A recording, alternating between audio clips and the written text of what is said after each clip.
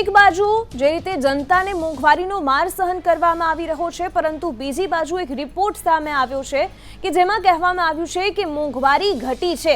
હવે વાસ્તવિકતા શું છે તો તમામ સૌ કોઈ જનતા જાણે છે, કારણ કે રોજબરોજ પેટ્રોલ ડીઝલના ભાવ વધે છે, સીએનજીના ભાવ વધે છે, ગેસ સિલિન્ડરના ભાવ વધે છે અને તેના જ કારણે શાકભાજી, અનાજ અને ખાણીપીણીની તમામ વસ્તુઓ મોંઘી થતી જઈ રહી છે અને મોંઘવારીનો માર જનતાને સહન કરવાનો વારો આવી રહ્યો છે। ત્યારે આજે રિટેલ ફુગાવો છે તેમાં ઘટાડો કઈ રીતે નોંધાયો છે તે ખૂબ મોટો સવાલ છે, પરંતુ આ રિપોર્ટમાં એવું કહેવામાં આવ્યું છે કે મોંઘવારીમાં ખૂબ જ મોટા પ્રમાણમાં ઘટાડો થયો છે અને આ ઘટાડો ખાણીપીણીની વસ્તુઓમાં જે ભાવ ઘટ્યા છે તેના કારણે થયો છે। જો કે રિપોર્ટ અને વાસ્તવિકતા વચ્ચે ખૂબ જ અંતર જોવા મળી રહ્યું છે।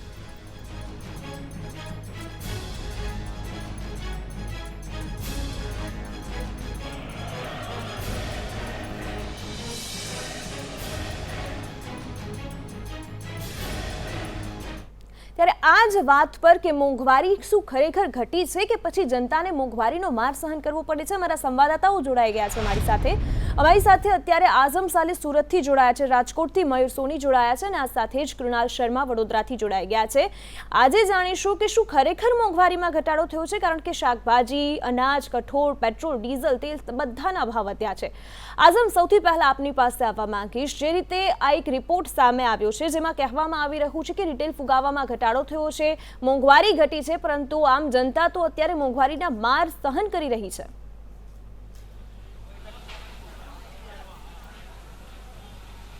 જે આપણે હાલ માર્કેટમાં જોવા છીએ, રિટેલ માર્કેટ, આ હોલસેલ માર્કેટ અને રિટેલ માર્કેટ છે અને કાંદાના ભાવ જે છે તે ખૂબ જ લોકોને રડાવી રહ્યા છે। ખરેખર જોવા જાય તો કાંદા જે છે તે પ્રતિ કિલો 60 રૂપિયા કિલો ચાલી રહ્યા છે। એક બેન છે, બેનથી જ જાણીશું। બેન, શું કહેશો, કાંદાના ભાવ કેટલા રડાવી રહ્યા છે? મને આઈડિયા નથી, હું તો પહેલી વાર જ લેવા આવી છું। તો બી ઘરમાં વાતચીત થતી હશે ને મોંઘવારીની? મને બિલકુલ બી આઈડિયા નથી। તમે કેટલા ભાવે લાવી રહ્યા છો? 45-50 રૂપિયા પડે, 50 રૂપિયા કિલો પડે। હોલસેલ ભાવ શું થઈ ગયો છે?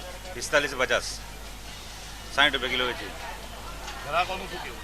ગ્રાહક તો કકલાટ કરે જ ને, એટલે કરતાં ઓછો માલ વેચાય છે? ઓછો તો વેચાય જ માલ, 25% ઓછો વેચાય, 25% ઓછો છે, 25% ઓછો માલ વેચાય છે એવું આ ગ્રાહક જણાવી રહ્યા છે। તો આ તરફ આપણે જઈએ કે એક જે વ્યક્તિ છે તે અહીંયા કોથમીર, ફુદીનો એવું બધું વેચી રહ્યા છે, તો એમનેથી બી જાણીએ એમનું શું કેવું છે, કેટલો મોંઘો માલ આવી રહ્યો છે અને ગ્રાહકોનું શું કેવું છે? ગ્રાહકનો માલ તો બધો મોંઘો છે સાહેબ, મોંઘો જ માલ છે અત્યારે બહુ। ગ્રાહકોનું શું? ગ્રાહકનો પણ છે, આટલું બધું મોંઘું ખાય કેવી રીતે સાહેબ? કેટલો મોંઘો માલ લાવો? વેપારીઓનું શું કેવું છે તમને? વેપારીઓ હવે કેવી રીતે માલ હતો, કેટલો લાવીએ જુઓ, 100 કિલો માલ લાવો ને તો 10 કિલો માલ વેચીએ છીએ, તો ગ્રાહકોને ફાયદો એના માટે ગ્રાહક માટે લાવવો પડે, રોજ લાવીએ છીએ એટલે એ તો બાકી તો ધંધો બંધ કરવો પડે।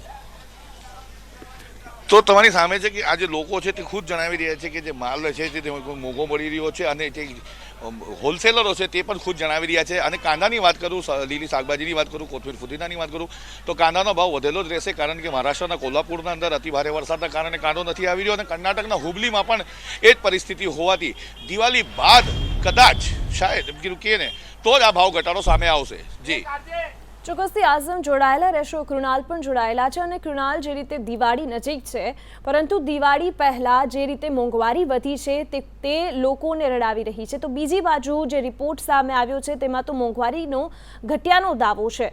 આપની આજુબાજુ જો કોઈ વ્યક્તિ છે તો તેમને પણ પૂછશો કે જે રિપોર્ટ સામે આવ્યો છે તેને લઈને તેમનું શું કહેવું છે?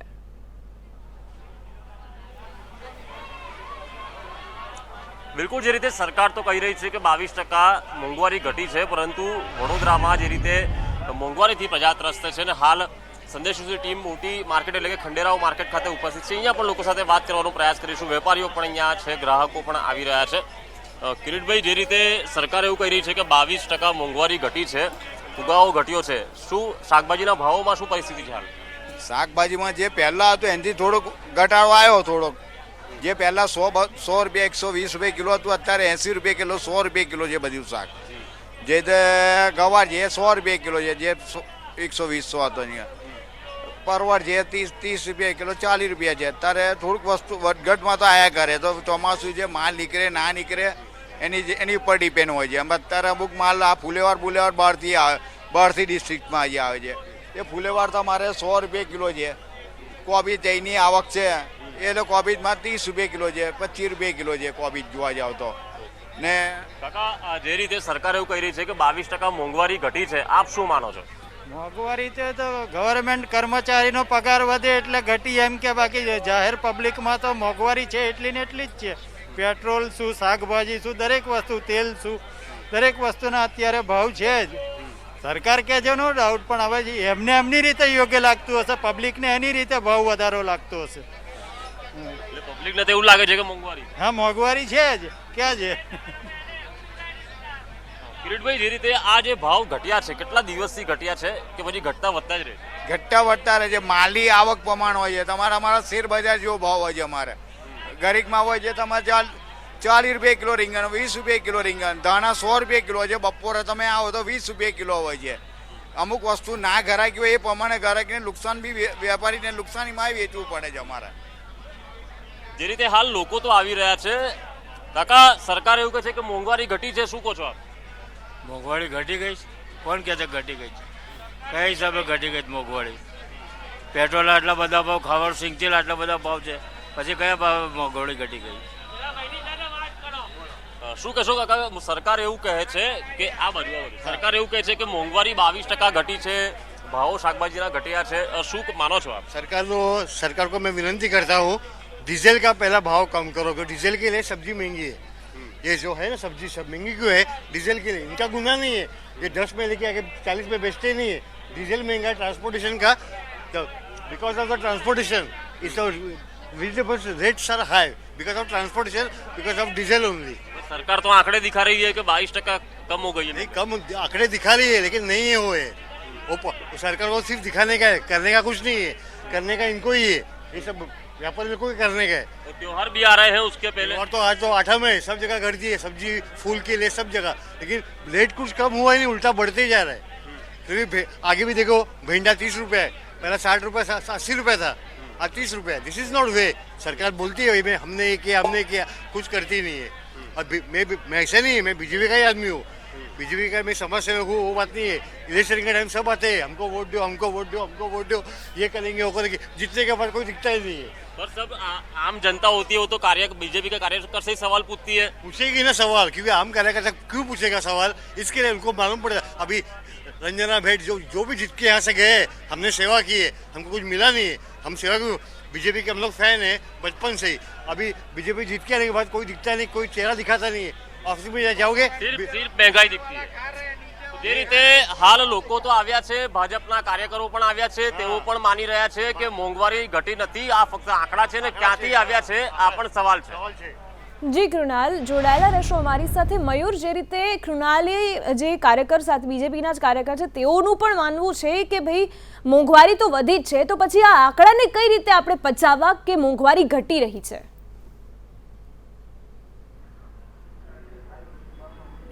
દિવ્ય, જે પ્રકારે આંકડાઓ તૈયાર થાય છે તે માત્ર એસી ચેમ્બરની અંદર બેસીને અથવા તો જેમને વાસ્તવિકતાનું ભાન નથી તે લોકો જ આંકડા તૈયાર કરતા હોય છે. અમે અત્યારે છીએ રાજકોટના જુબેલી શાક માર્કેટ ખાતે અને અહીંની વાસ્તવિક પરિસ્થિતિ છે, અહીંના શાકના જે રિયલ ભાવો છે તે આપના સુધી પહોંચાડશું. સૌથી પહેલાં અહીંયા જે વેપારી છે તેમને જ પૂછીએ કે અહીંયા શાકના ભાવ ઘટ્યા છે કે કેમ. શું નામ છે આપનું? મારું નામ દેવચંદભાઈ રામાણી, જુબેલી શાક માર્કેટ. દેવચંદભાઈ, શું શાકના ભાવો ઘટ્યા છે કે નહીં અને કેટલા ભાવો છે અત્યારે, કઈ કઈ કોમોડિટીના?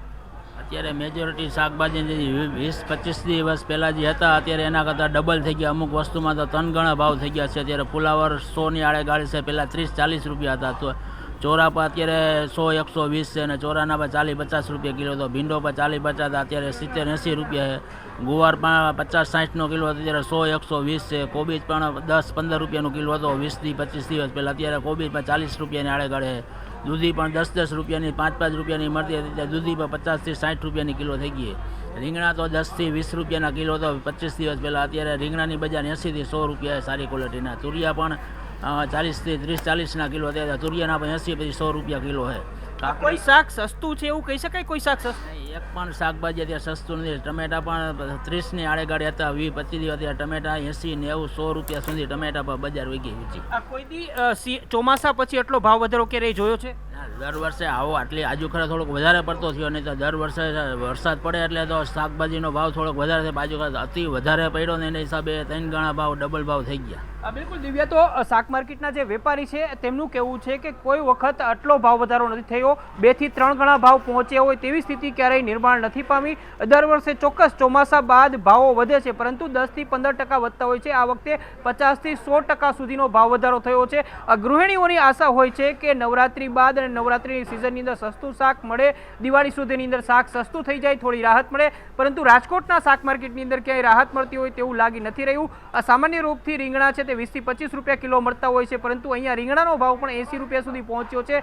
ટમેટા જે 25 થી 30 રૂપિયા કિલોના ભાવે મળતા હતા તેની અંદર પણ 50 થી 60, કેટલાક જે ક્વોલિટી વાઇઝ ટમેટા છે તે 75 રૂપિયા સુધી પહોંચી ચૂક્યા છે. એટલે એક પણ શાક સસ્તું હોય તેવું લાગતું નથી. ફુલાવરની સિઝન છે, પરંતુ ફુલાવર ને કોબી છે એ પણ ખૂબ જ મોંઘા છે. એટલે જે પ્રકારે દાવો કરવામાં આવ્યો છે કે મોંઘવારીની અંદર 10%નો ઘટાડો થયો છે, ખાવા પીવાની ચીજ વસ્તુઓ છે સસ્તી થઈ છે, કદાચ દાવો કરનારા વ્યક્તિ હશે અથવા તો જેમને રિપોર્ટ તૈયાર કર્યો હશે એમને સસ્તું લાગતું હશે. અત્યારે તો વાસ્તવિક રૂપથી જે મોંઘવારી છે તે વધેલી જોવા મળી રહી છે. અને જે પ્રકારે વેપારીઓ કહી રહ્યા છે કે 50% જેટલો શાકની અંદર ભાવ વધારો થયો છે, તો અન્ય વસ્તુઓ છે તેની અંદર પણ મોંઘવારીની આગ લાગેલી જોવા જ મળી રહી છે. જી મયુર આઝમ અને કૃણાલ જોડાવા બદલ આપનો આભાર.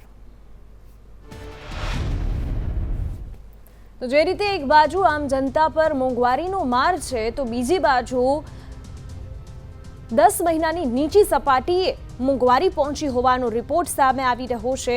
રિટેલ ફુગાવો ઓગસ્ટમાં 5.3% હતો, જે ઘટ્યા હોવાનું રિપોર્ટમાં કહેવાઈ રહ્યું છે. પરંતુ આજે રિટેલ ફુગાવો જે ઘટ્યો હોવાના દાવા કરવામાં આવી રહ્યા છે, આ ઘટાડો, મોંઘવારીનો ઘટાડો બજારોમાં ક્યાંય જોવા નથી મળતો.